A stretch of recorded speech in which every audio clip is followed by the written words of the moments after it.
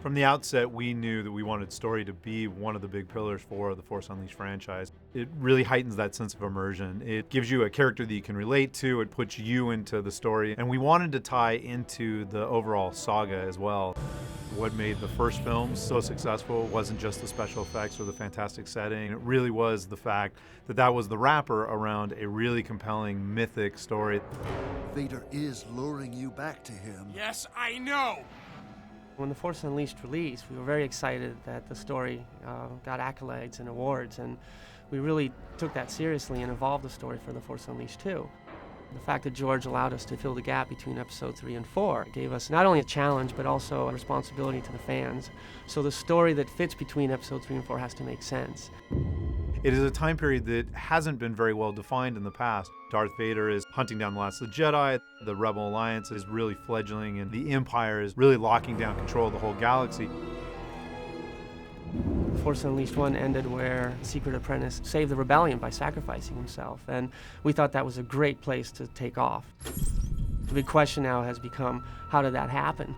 The story for The Force Unleashed 2 really evolved. It became a lot darker, a lot grittier, and most importantly to me, a lot more personal.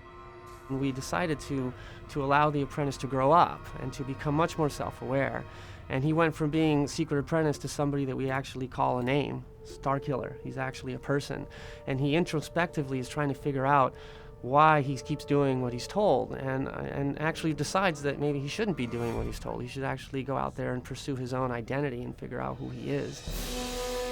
Because we start Starkiller off as allegedly a clone, and a clone who's going insane, immediately we already have a little darker tone to the story as well. So you're not really sure where he's going to end up, whether or not he's a clone, whether or not he's going insane. We've really focused on making him a little bit less about the big galactic struggle and more about this character and what his motivations are and what he's going through. You will return to me and give yourself to the dark side. Every time we do a Star Wars game, we're always trying to expand the Star Wars universe. So Force Unleashed is a great franchise because for fans of Star Wars, you're able to play it and see things that are familiar to you. You're able to see Darth Vader and learn more about him. You're able to see Princess Leia and what she's doing during this time period and see the formation of the Rebel Alliance and how the galaxy is evolving.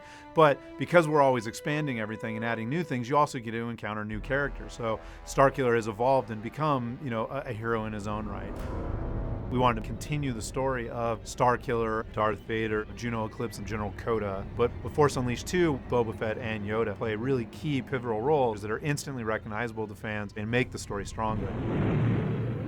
What's really cool about that is that it resonates to some of the things that you might remember for The Empire Strikes Back, where, for example, Luke was trying to figure out his self-identity, and he goes to Dagobah and meets the incredible Yoda. I'm looking for someone. Looking? Found someone you have, I would say. And goes to the Cave of Evil and uses that experience to get to the other side, much more aware, at least much more aware about what his next direction needs to be.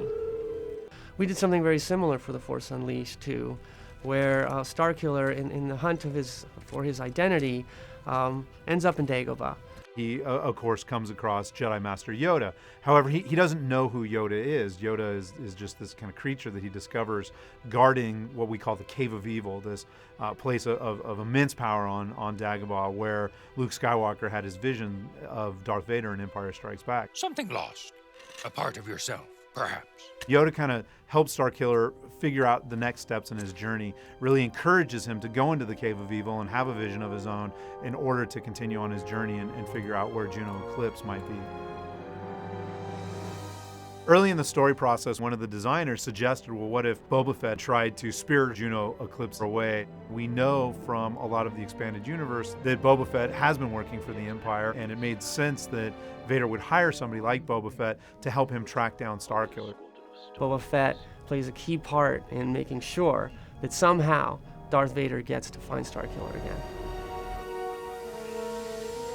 One of our mantras has been familiar but new.